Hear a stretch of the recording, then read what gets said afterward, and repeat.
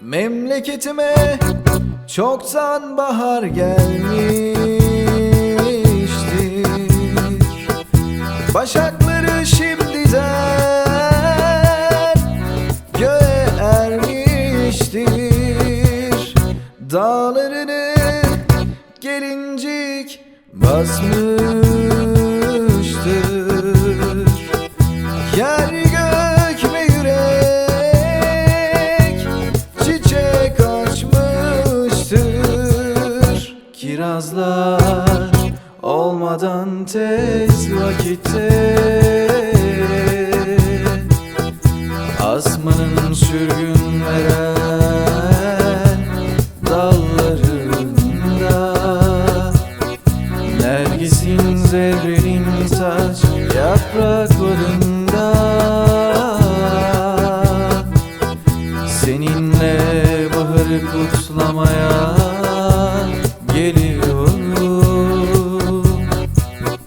Başımı omzuna yaslamış, hayata yeniden başlamaya.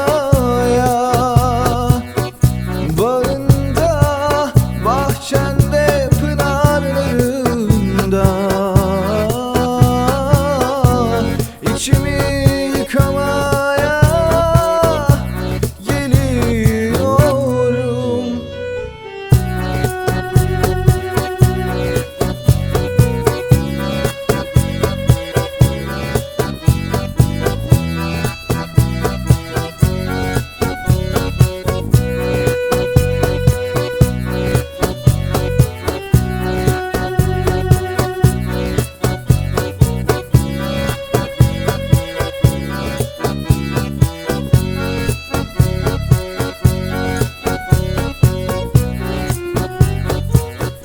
Caddelerinde kızlarla oğlanlar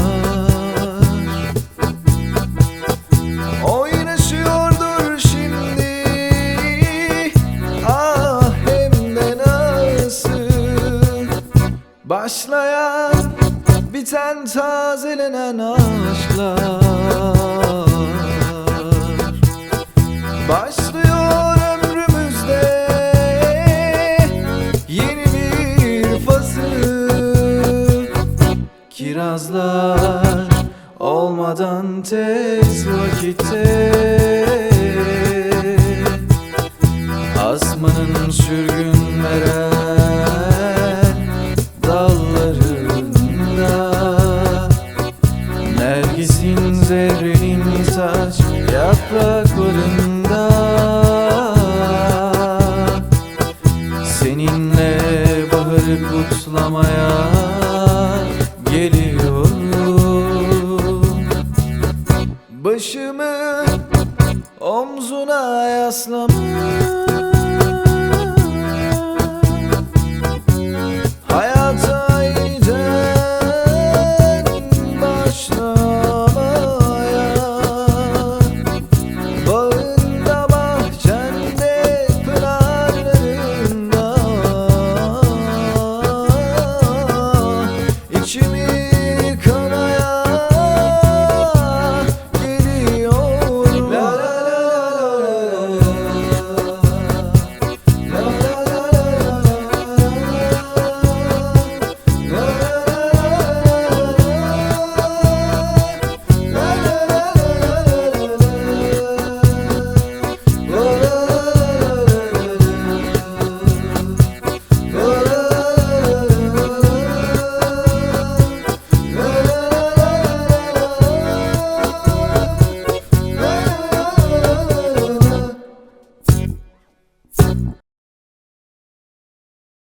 Selamlar. Mamoş'ta Zorlu Yokuş'un 23. bölümüne hepiniz hoş geldiniz. Yine ben.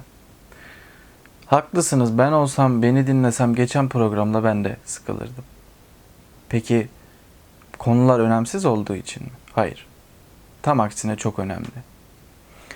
Anlatım ve aktarımlarım biraz karmaşık gibi görünse de binlerce yıllık içtenlikli emekler ve çok saygın.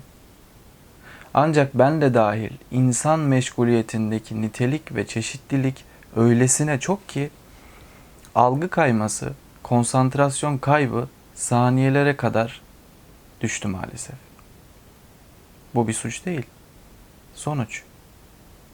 Bırakın sözel anlatımları, gözümüzün önünde dünyanın en önemli olayı dahi olsa birkaç dakika içinde duyarlılığımızı yitirebiliyoruz.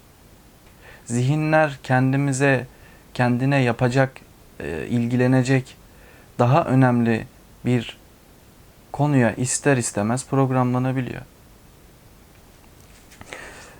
Bir de artık insanlar Sokrat ne demiş, Platon ne demiş, Kant ne demiş, şunu mu demiş, bunu mu demiş dinlemek istemiyor.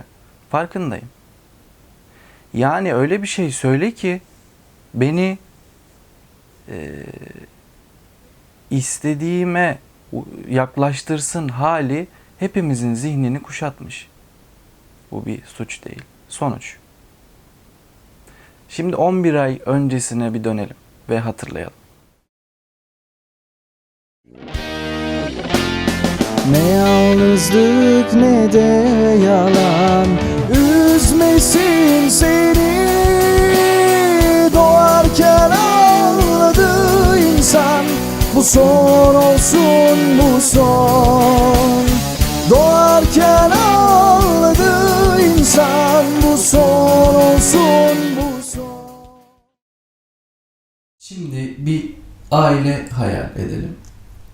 Reis kendisini, eşi ve çocuklarıyla hakikat karşısında eşitlemiş olsun. Her ay, her hafta ya da gerekirse her gün bir aile meclisi kurulsun. Gerçek dışı davranışlar sorgulansın. Olumsuzluklara karşı ne yapılması gerektiğini herkes beyan etsin. Özellikle çocuklar, gençler konuşsun. Kararlar alınsın. Hedef hep esenlik, barış, mutluluk olsun. Herkes katılımcı olsun. Bireyler değerlerle dolsun. O yuva, o ailenin küçük bir devleti olsun ve o aile bunu bütün ömrü boyunca korusun. Hayat neşe olsun, ümit olsun. Yıllar mutlu günler vaat etsin. Ne yalnızlık ne de yalanın olmayacağı, üzmeyeceği, son kez doğarken ağlayacağı bir dünya olsun. Çok ütopik ya da romantik mi geldi? Yani sadece tabletleri, laptopları yasaklayıp bu mavi balinadan koruyabilir miyiz? Koruruz. Olur tabii. Şimdi gelelim mavi balinadan korona virüsüne. Düşünebiliyor musunuz? 8 milyarın algısını koronavirüsten başka hangi olgu toplayabilirdi ki? Ellerimizi yıkarsak korunabilir miyiz? Evet, gerçekten ellerimizi yıkamalıyız. Peki ruhlar yıkanmadan acaba korur mu bizi? Hayat sizce kimin dudaklarından dökülür? Hangi kitabı okursak buluruz onu? Ruhları hakikatle yıkamadıkça. Ellerin kiri artık suç değil, sonuç. Milyarlarca insanı durmaya, susmaya, kapanmaya iten, caddeleri boşaltan koronavirüsü bir avuca sığar mı? Sizce kimi anmalıyız? Koronadan önce neden Sokratları, Platonları anarız? Ne kadar ilginç değil mi? Bu saygın insanların bir takım cümleleri hiç istemedikleri halde Hitler'i, Stalinleri yarattı. Ve insanlık onları andı. Muhammed'in sözlerinden IŞİD'i yaratanlar. Ki o atası İbrahim gibi tarihin gelmiş geçmiş en büyük devrimci inkılapçısıydı. Devleti toplumla, toplumu insanla, insanı tek bildiği otoriteyle buluşturmuştu. İnsanı, kendisi, toplumu ve devletiyle barıştırmıştı. O lokomotifi var olan raylara tek ve gerçek olan hakikatin sahibiyle yerleştirmişti. İnsanlarsa inançları ne olursa olsun vagonlara güven duyduğu için binmişti.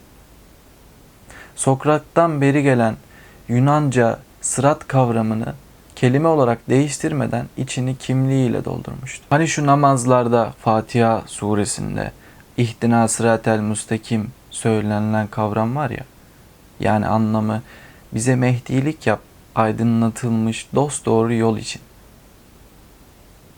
Hani şu bize anlatılan, insanların inandığı kıldan ince, kılıçtan keskin, bu dünyada kestiğimiz kurbanlarla öbür dünyada üzerinden geçeceğini düşündüğü Sırat Köprüsü. Sadece Müslümanlıkta değil, diğer inançlarda da var olan zorunlu algı. Ey ilahiyatçılar! Siz anlattıklarınızdan, insanlar da inandıklarından sorumlu tutulacak, bilesiniz. Oysa sırat aydınlatılmış, doyuran, dolduran, saygınlaştıran, güven içerisinde yürüyebileceğin medeniyetin yolu. Burada, şimdi, şu anda, gelecekte var olan, içtenlikle ve gayretle dileyen herkesin girebileceği yol. Tüm kavramlar içi boşaltılmış hayretle bizi izliyor. Saygın Muhammed öldükten sonra ilk bizi kim yanılttı? 4 halife mi? Emeviler mi? Selçuklu mu? Osmanlı mı? Batı mı? Doğu mu? Gerçekle ilgili seni kim kandırdı? Kolay değil mi kendinden başkasını suçlamak? Kutsal kitaplar tahrif olmuş. Ne yapalım? Akıl ve bilimi kutsayalım. Tamam da akıl da bir olgu. Aklı hakikate dayalı ref etmezsen, yükseklere çıkarmazsan bilim de seni doldurmaz, doyurmaz. Güvensiz hale getirir. Görmüyor musun? Hakikat habercilerinin hiçbir sözü tahrif edilmedi. Semada dolaşıyor. Ama sahipsiz kaldı, öksüz kaldı. Tarihin her döneminde olduğu gibi şu anda tahrif olan insan. Kendi kendini kandıran, tahrif eden. Sokratlar, Platonlar, tüm elçiler Tanrı ile birlikte gelse, bir seslense inanacak, emin olacak, güvene girecek. Öyle mi insan? Sesleri duyar gibiyim. Sen git, ben sonra geleyim. Şu vizeyi halledeyim, vizelere girip geleyim. İşte çocuğu okula bırakacağım. Ya da sen ses kaydını al, ben sonra dinlerim. Bir öğlen namazını kılayım da geleyim. Bir dakika bir bankaya uğrayıp geleyim. Biraz mübalağa yapıyorum ama durum bundan da çok parlak değilken tuhaf bir şey de var. İster farkında olsun ya da olmasın, bir kısmı Mesih, bir kısmı Mehdi bekleyen insanlık.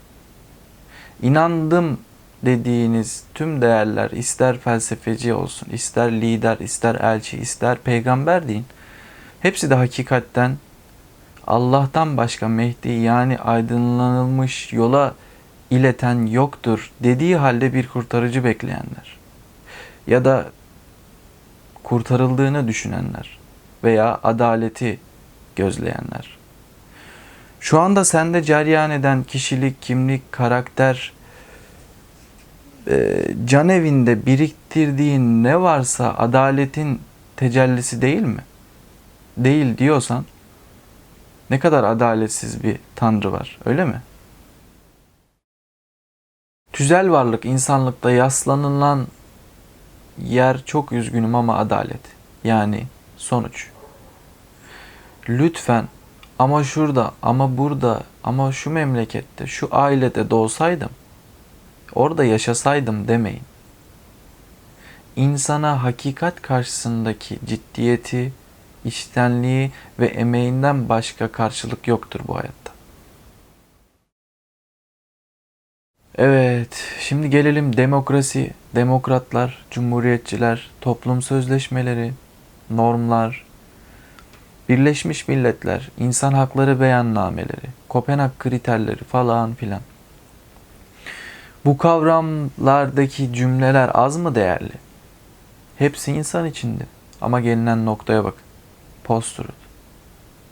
Yani hakikat falan hikaye modu. Gerekirse değersizleştir, yok say.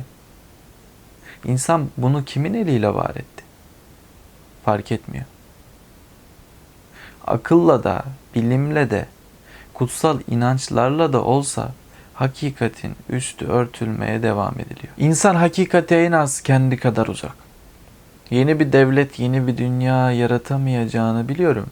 Ancak her şeye rağmen, kendine rağmen, amasız fakatsız içtenlikle, hakikatin tek sahibiyle, ona ve kendine ihanet etmeksizin yeniden yaratabileceğini de biliyorum.